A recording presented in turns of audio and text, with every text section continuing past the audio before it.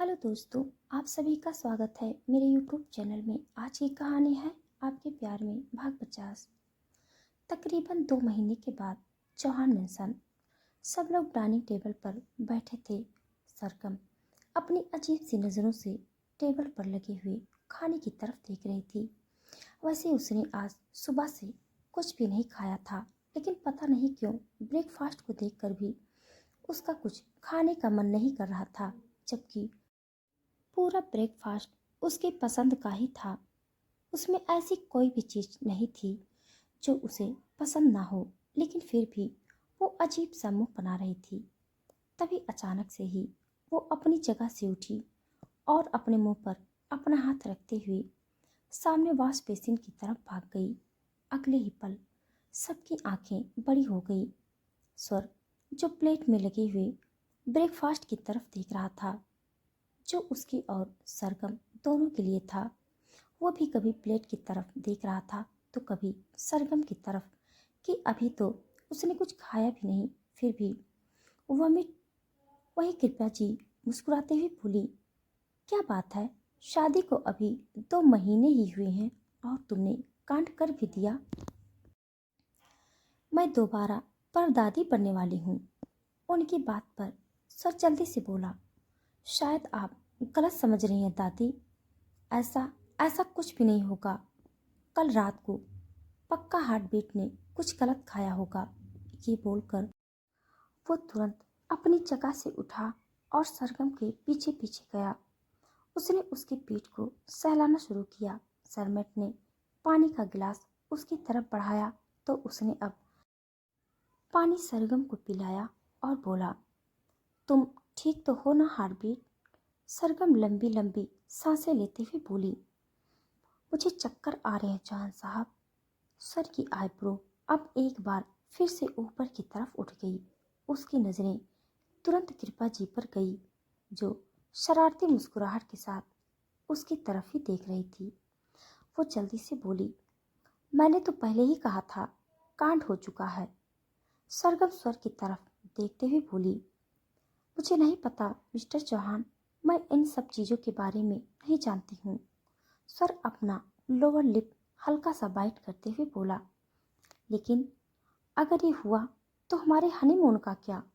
वहाँ पर हम कैसे जाएंगे? तुम तो मना ही कर दोगी यार। नहीं नहीं, ऐसा नहीं हो सकता। सरगम उसे घूरते हुए बोली, what do you mean by ऐसा नहीं हो सकता? आपने जब से मैं ठीक हुई हूँ तब से मुझे एक भी दिन छोड़ा है क्या जो ये नहीं हो सकता? प्रॉब्लम मुझे हनीमून की नहीं है। वैसे भी यहाँ रहकर कौन सा आप मुझे बख्श रहे हैं? मुझे धड़कन की टेंशन हो रही है। अगर ये हुआ तो। ये बोलते बोलते वो चुप हो गई थी। उसकी इस बात पर स्वर हैरान हो रहा था। वो तुरंत बोला, धड़कन की टेंशन क्यों हो रही है? एक और बेबी आएगा तो इससे धड़कन को क्या प्रॉब्लम होगी? अभी वो बोल ही रहा था कि अचानक से उसका दिमाग ठनका और वो सरगम को घूरते हुए बोला, तुम पागल हो गई हो क्या? क्या क्या सोचे जा रही हो? तुम्हें लगता है अगर हमारा एक और बेबी हुआ तो तुम धड़कन को अटेंशन नहीं दे पाओगी, उसे प्यार नहीं दे पाओगी? सीरियसली? तुम भी ना कुछ भी सोचती हो। सरगम भी हल्का सा मुस्कुराई। कृपया जी तुरंत आगे आई और अपने हाथों में कुछ नोट पकड़कर सरगम के सिर पर से घुमाते हुए बोली, तुम्हें किसी की नजर ना लगे। पता नहीं तुम सच में प्रेग्नेंट हो भी या नहीं, लेकिन वो तो डॉक्टर की चेकअप से कंफर्म ही हो जाएगा। पर अगर सच में तुम प्रेग्नेंट हो तो मैं बहुत खुश हूँ और तुम्हारा बहुत शुक्रिया मुझे ये खुशी देने के लिए। उनकी बात पर स्वर और सरगम दोनों के चेहरे पर मुस्कुराहट तैर रही थी। सर उसकी तरफ देखते हुए बोला, डॉक्टर के पास चलें? सरगम कुछ बोलती उससे पहले ही कृपया जी बोली, लेकिन पहले कुछ खा लो सरगम, ऐसे खाली पेट मत रहो। सरगम ने अपना चेहरा हाँ में हिलाया। वैसे भी उसे वॉमिट के बाद थोड़ा अच्छा फील हो रहा था। तभी सरगम को अपने पैरों पर कुछ सॉफ्ट सॉफ्ट फील हुआ। धड़कन, जो अब अपने घुटनों पर सारा दिन स्क्रॉल करती रहती थी। वो घूमते हुए उसके पास आ गई थी। सरगम ने तुरंत नीचे झुककर उसे अपनी गोद में उठाया और मुस्कुराते हुए उसकी तरफ देखने लगी। कृपया जी जल्दी से बोली, देखो इसे भी पता चल गया है कि बहुत जल्दी इसका छोटा भाई या छोटी बहन आने वाली है। कैसे तुम्हारे पास आई है ये बताने के लिए कि ये भी बहुत ज़्यादा एक्साइटेड है। उनकी बात सुनकर सरगम अब हंसने लगी थी। उसने धड़कन को अपने सीने से लगा लिया था। वो कुछ बोल नहीं पा रही थी, लेकिन इस वक्त वो जो फील कर रही थी वो बहुत ही खूबसूरत से एहसास थे जिन्हें वो शब्दों में बयां नहीं कर सकती थी। उसके पेट में तितलियां उड़ रही थी। अब उसे सच में उम्मीद सी हो रही थी कि क्या वो सच में प्रेग्नेंट है। सर उसका हाथ थामकर उसे डाइनिंग टेबल पर लेकर आया और फिर उसे अपने हाथों से फ्रूट्स और दूध पिलाने लगा। कुछ देर बाद वो दोनों धड़कन को अंबिका के पास छोड़कर हॉस्पिटल के लिए निकल गए। तकरीबन 20-25 मिनट के बाद वो डॉक्टर के केबिन में थे और डॉक्टर ने उसे नर्स के साथ दूसरे केबिन में भेजा था जहाँ पर उसके यूरिन टेस्ट वगैरह हो सके। और फिर सरगम अपने हाथ में प्रेगनेंसी किट लिए बाहर की तरफ आई। स्वर भी अब तक वहाँ पर आ चुका था। उसकी नज़र सरगम के हाथों पर थी। अब इससे ज़्यादा एक्साइटमेंट वो होल्ड नहीं कर सकता था, इसीलिए वो तुरंत आगे की तरफ आया। उसने सरगम के हाथों से वो टेस्ट किट ले ली। अगले ही पल उसकी आंखें बड़ी हो गई। वो सच में प्रेग्नेंट थी। सरगम की आंखों में नमी तैरने लगी थी और सर ने तुरंत उसे अपने सीने से लगा लिया था। वो खुश होते हुए बोला, thank you so much heartbeat. I am so happy. मैं दोबारा डैड बनने वाला हूँ और तुम मॉम बनने वाली हो। ये बोलते हुए वो उससे अपनी बाहों में कस रहा था। डॉक्टर हल्का सा मुस्कुराते हुए बोली, आप एक काम कीजिए, मेरी केबिन में आइए। मैं वहाँ पर डाइट चार्ट और मल्टीविटामिन वगैरह सजेस्ट कर दूंगी ताकि प्रेगनेंसी में कोई प्रॉब्लम ना आए। ये बोलकर वो नर्स के साथ वहाँ से चली गई और अब वहाँ पर सिर्फ सर और सरगम थे। सर ने सरगम का चेहरा अपने हाथों में थाम लिया। सरगम थोड़ा परेशान होते हुए बोली, कुछ बदलेगा तो नहीं ना चौहान साहब। सर अब उसे डांटते हुए बोला, तुम पागल हो गई हो क्या? क्या क्या सोची जा रही हो तुम? मैंने कहा ना, ऐसा कुछ नहीं होगा। तुमने अब तक धड़कन को बहुत संभाल कर रखा है, बहुत प्यार किया है और आगे भी तुम सबसे पहले उसकी ही माँ होगी, बाद में किसी और की। मुझे अपना तो नहीं पता, लेकिन तुम्हारे लिए ये गारंटी के साथ कह सकता हूँ कि तुम इस वर्ल्ड की बेस्ट माँ हो हार्टबीट। तुम्हारे जैसा कोई नहीं हो सकता। ये बोलकर उसने उसके माथे को चूम लिया। सरगम अब दोबारा उसके सीने से लग गई। कुछ देर बाद वो लोग हॉस्पिटल से निकले। डॉक्टर ने सारी दवाइयाँ वगैरह सर को प्रिस्क्राइब कर दी थी और अब वो दोनों चौहान मेंशन वापस पहुंचे। मेंशन के पार्किंग एरिया में पहुंचते ही सरगम ने हैरानी से सर की तरफ देखा। वहां पर दो सर्वेंट अपने हाथों में बहुत सारे बलून्स लिए खड़े थे, जो एक तरफ लाइट पिंक कलर के थे और दूसरी तरफ लाइट ब्लू कलर के। अभी तक वो लोग बलून्स लेकर अंदर नहीं गए थे। सरगम स्वर की तरफ देखते हुए बोली, ये क्या है चौहान साहब? उसकी बात पर स्वर ने कुछ कहा और सरगम ने अपना सिर हाँ में हिला दिया। अब वो दोनों अंदर की तरफ आए। कृपया जी, अंबिका और इस बार तो धड़कन भी बेसब्री से उनका इंतजार कर रही थी। जैसे ही उन्होंने स्वर और सरगम को देखा, कृपया जी तुरंत अपनी जगह से उठकर उन दोनों के सामने आकर खड़ी हुई और सरगम की तरफ देखते हुए बोली, क्या कहा डॉक्टर ने? तुमने अच्छे से टेस्ट करवाए ना? सरगम का चेहरा उतरा हुआ था। वो मायूसी भरी आवाज में बोली, वो दादी माँ, डॉक्टर ने कहा कि इसके आगे वो कुछ कहती उससे पहले ही कृपया जी बोली, रहने दो, कोई बात नहीं। वैसे भी अभी तुम्हारी शादी को सिर्फ 2 महीने तो हुए हैं। अभी तो तुम्हारा घूमना फिरना खाना पीना सब बाकी है। अच्छे से अपने हनीमून पर जाओ, एंजॉय करो। प्रेगनेंसी का क्या है, वो तो बाद में भी होती रहेगी।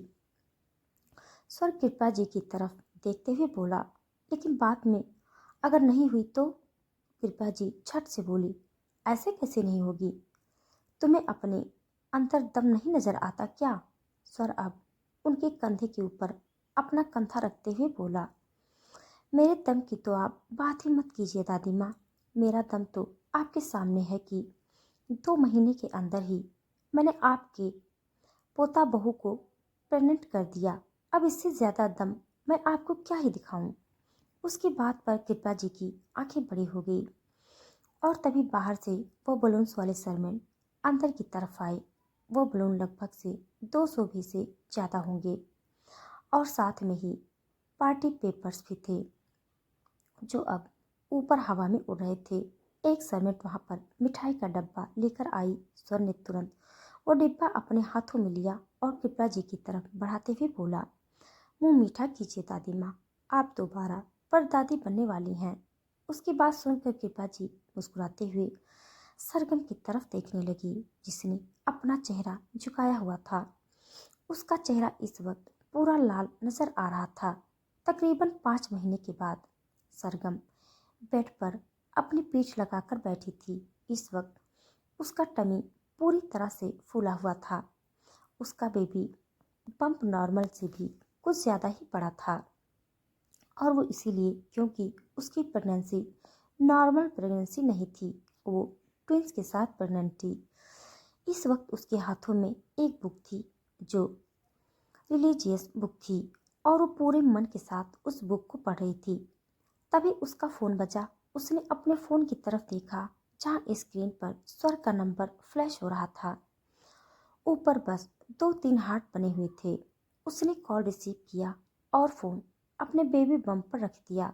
सामने से स्वर की आवाज़ आई, यार मेरा ना कुछ कुछ करने का मन कर रहा है। जैसे ही सरगम ने ये सुना, उसने तुरंत फ़ोन को बेबी बम से उठाया और अपने कान से लगाते हुए बोली, क्या है चौहान साहब? फोन पर ऐसी बातें कौन करता है? आपको पता है मैंने अपना फोन अपने बेबी बम पर रखा हुआ था। अगर बेबी ने आपकी बात सुन ली होगी तो वो भी आपकी तरह लुच्चा बन जाएगा। सर मुंह बनाते हुए बोला, यार तुम मुझे लुच्चा कैसे कह सकती हो? सरगम झट से बोली, ये तो शुक्र मनाइए कि मैंने आपको सिर्फ लुच्चा कहा है, साथ में लफंगा नहीं कहा। अभी 2 घंटे पहले तो आप ऑफिस गए हैं और अब आपका कुछ कुछ करने का मन भी करने लगा। आप मेरे बच्चे को एकदम बिगाड़ कर रख देंगे। अभी वो इस दुनिया में भी नहीं आया और न जाने वो पेट के अंदर ही क्या कुछ सीख गया होगा और बाकी कसर भी अब आप निकालने के बाद लगे हुए हैं। थोड़ी शर्म कर लीजिए चौहान साहब। सर चिढ़ते हुए बोला, एक काम करो, मुझे एक दुपट्टा गिफ्ट कर दो। मैं सारा दिन उस दुपट्टे को अपने सिर पर लेकर बैठा रहूंगा, घूंघट निकाल कर ही इधर उधर जाया करूंगा। तब शायद तुम्हें मेरी शर्म दिख जाएगी। अरे ऐसा कौन सोचता है, बेबी अगर टमी के अंदर है, इट डजेंट मीन कि उसे सब कुछ सुनाई दे रहा है, सब कुछ दिखाई दे रहा है। हम लोग जो कर रहे हैं वो सब उसे फील हो रहा है। सरगम तुरंत बोली, अच्छा और जो झटके लगते हैं उनका क्या? सर जल्दी से बोला, अच्छा ठीक है, इस बार मैं प्यार से करूँगा, बिल्कुल भी वाइल्ड नहीं होऊंगा, एकदम सॉफ्ट रहूँगा। तुम्हें पता भी नहीं चलेगा कब मैं तुम्हारे अंदर जा रहा हूँ और कब बाहर आ रहा हूँ। सरगम अब गुस्से से लेकिन फिर भी थोड़ा नॉर्मल होकर बोली, अब मुझे ये बताइए कि आपने बस ये फालतू की बकवास करने के लिए ही फ़ोन किया था ना, या फिर आपको कोई काम भी था? सर भी अब फ्रस्ट्रेट होकर बोला, यू नो व्हाट, मैंने तुमसे शादी करके ही गलती की। नहीं नहीं, शादी करके तो ठीक किया था, तुम्हें प्रेग्नेंट करके गलती की। मुझे तुम्हें प्रेग्नेंट करना ही नहीं चाहिए था, 4-5 तो बिल्कुल भी नहीं। सरगम अब बच्चों की तरह मुंह बनाते हुए बोली। मतलब 4-5 साल में आपका इंटरेस्ट मुझसे कम हो जाता और फिर आप मुझे प्रेग्नेंट करते। मैं ये मोटी तोंद लेकर घर पर बैठी रहती और आप इधर उधर बाहर मुंह मारते। स्वर ने अब अपना हाथ अपने माथे पर रख लिया और बोला, यार मेरा मन कर रहा है तो मैं अपना सर दीवार पर मारूं। सरगम अब एक बार फिर से वही रोने वाली टोन में बोली, हाँ हाँ, बस अब यही करना तो रह गया। अब आपके पास जवाब नहीं है ना चौहान साहब, इसीलिए आप इस तरह की बातें कर रहे हैं ताकि मैं पिघल जाऊं और आपको मेरी बातों का जवाब ना देना पड़े। 45 साल में आप मुझसे बोर हो जाएंगे। उसके बाद आपको कहाँ ही मेरी जरूरत पड़ेगी, कहाँ मेरे लिए कुछ मन करेगा। एक मैं पागल हूँ, यहाँ अपने बच्चे के लिए ये पता नहीं कौन सी कहानी पढ़ रही हूँ और आप हैं कि ये बोल रहे हैं कि आपने प्रेगनेंसी करके ही गलती की। ठीक है, आपको ये बच्चे नहीं चाहिए ना, तो मैं अभी इन बच्चों को लेकर यहाँ से चली जाती हूँ। फिर आप बेशक से ले आइएगा कोई ऐसी जो आपका दिल लगा सके, जिससे आपको कभी भी बोरियत महसूस ना हो। ये बोलकर उसने कॉल डिस्कनेक्ट कर दिया। सर जल्दी से बोला, अरे यार मेरा वो मतलब नहीं था। लेकिन इससे पहले तो सरगम कॉल डिस्कनेक्ट कर चुकी थी। स्वर ने अब अपना फोन ही अपने माथे पर मारा और बोला, मैंने क्यों तुम्हें कॉल किया, क्यों मैंने मधुमक्खियों के छत्ते में अपना हाथ डाला और अब वो जब मेरा हाथ काट रही है तो मुझे दर्द क्यों हो रहा है। ओ गॉड, ये लड़की मुझे पक्का पागल खाने भेज कर रहेगी। अब पहले जाऊं और जाकर इसे मनाऊं। ये बोलकर वो अपनी जगह से उठा और अपने केबिन से बाहर निकला। कुछ देर बाद वो अपनी गाड़ी में बैठा था और रास्ते में उसने अपनी गाड़ी एक आइसक्रीम पार्लर के बाहर रोकी और तुरंत उस पार्लर में से आइसक्रीम के कुछ बॉक्स लेकर आया। तकरीबन 10-15 मिनट बाद वो घर पहुंचा तो उसने बाकी सारी आइसक्रीम तो एक सर्वेंट को फ्रिज में रखने के लिए बोल दी थी। एक छोटा वाला बॉक्स और स्पून लेकर वो सीधा अपने रूम में आया, जहां सरगम अब आराम से बेड पर लेटी हुई थी। उसकी आंखें बंद थी। वो बुक जो वो पढ़ रही थी उसे पढ़ते पढ़ते ही उसे नींद आ गई थी। स्वर अब बिल्कुल उसके पास आकर बैठ गया और उसके गाल पर अपना हाथ रखकर बोला, हार्ट बीट। सरगम ने अपनी आंखें खोली और उसकी तरफ देखा। कुछ पलों में ही उसे स्वर की बातें याद आ गई तो वो तुरंत करवट लेकर लेते हुए बोली, मुझसे बात मत कीजिए। स्वर जल्दी से बोला, ठीक है, तुम्हें मुझसे बात नहीं करनी तो बेशक से मत करो, लेकिन ये जो आइसक्रीम मैं तुम्हारे लिए लेकर आया हूँ, कम से कम ये तो खा लो हार्ट बीट, वरना ये मेल्ट हो जाएगी। जैसे ही उसने कहा, सरगम झट से अपनी जगह पर उठकर बैठी और उसके हाथों में पकड़े हुए आइसक्रीम बॉक्स की तरफ देखने लगी। लेकिन अगले ही पल उसका चेहरा उतर गया था। वो मुंह बनाते हुए बोली, पर मेरा ये वाला फ्लेवर खाने का मन नहीं है। स्वर हैरानी से बोला, लेकिन कल रात को तो तुमने ही यही फ्लेवर बताया था मुझे कि आजकल तुम्हारा कोकोनट फ्लेवर की आइसक्रीम खाने को मन करता है। सरगम का एक बार फिर से मुंह बनाते हुए बोली, लेकिन अब नहीं कर रहा है। अब मेरा मैंगो आइसक्रीम खाने का मन कर रहा है। प्लीज़ मुझे मैंगो आइसक्रीम खिलाइए ना चौहान साहब, तभी मैं मानूंगी, वरना मैं आपसे बात नहीं करूंगी। सर को अब अपने आइसक्रीम लाने पर भी पछतावा हो रहा था। वो एक गहरी सांस लेकर बोला, जब तक सर्वेंट दूसरी आइसक्रीम लेकर आएगी और ये लेकर जाएगी तब तक तो ये मेल्ट हो जाएगी। मैं एक काम करता हूँ, मैं ही जाता हूँ। ये बोलकर वो तुरंत रूम से बाहर निकला। किचन में आकर उसने कोकोनट आइसक्रीम वापस फ्रिज में रखी और मैंगो आइसक्रीम को एक बॉल में डाल दिया।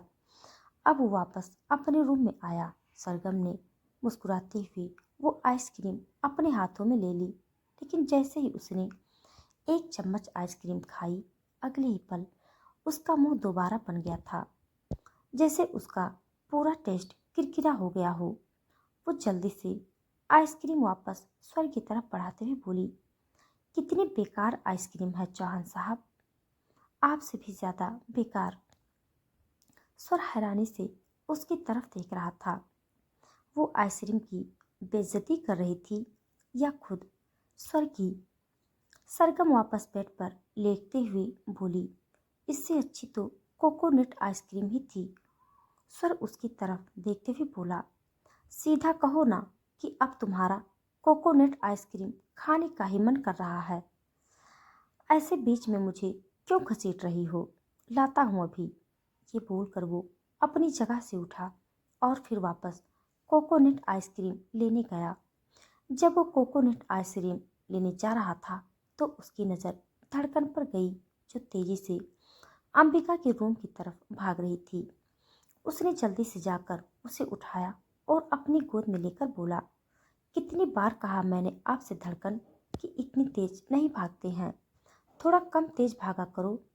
अंबिका भी जल्दी से बोली, मेरी बात भी ये नहीं मानती भाई, इतनी तेजी से भागती है ना कि क्या ही बताऊं।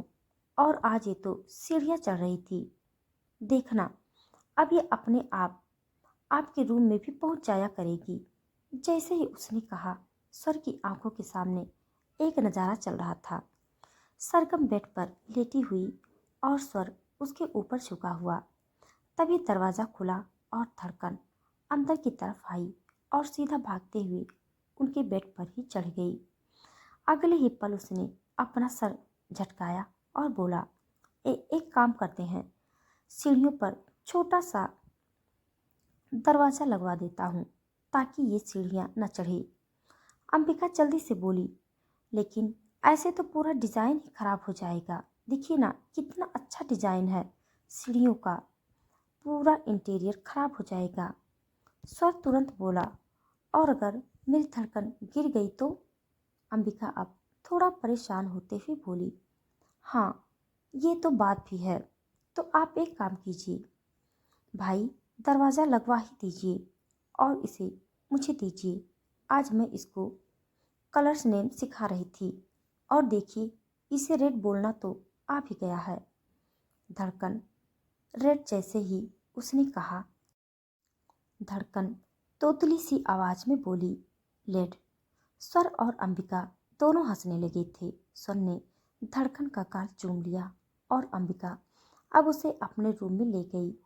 तभी स्वर को कोकोनट आइसक्रीम याद आई। वो तुरंत किचन में गया और अब उसने फ्रिज से सरगम के लिए कोकोनट आइसक्रीम ली और उसे लेकर तुरंत वापस अपने रूम में आया। सरगम अभी भी आराम से बेड पर लेटी हुई थी। अब उसने उसके चेहरे पर वो बाउल रखा और ठंडी ठंडी आइसक्रीम सरगम को लगी तो सरगम तुरंत अपनी आंखें खोलते हुए बिस्तर पर उठ बैठी। उसने स्वर के हाथों से वो बाउल लिया। अभी तक ना स्वर ने कुछ कहा था और ना ही सरगम ने। स्वर बिस्तर के दूसरे किनारे पर बैठा था और अब सरगम ने अपने पैर उठाए और स्वर की गोद में रख दिए। वो आराम से अपनी आइसक्रीम एंजॉय कर रही थी और स्वर उसके पैरों पर अपनी उंगलियां चला रहा था। सरगम का इशारा तो बहुत अच्छी तरह से समझ रहा था। तो दोस्तों, आज के लिए बस इतना। इसके आगे का भाग जानने के लिए आप सब मेरे साथ बने रहिए। हमारी कहानी आप सबको कैसी लग रही है कमेंट बॉक्स में ज़रूर बताइएगा। तब तक के लिए धन्यवाद।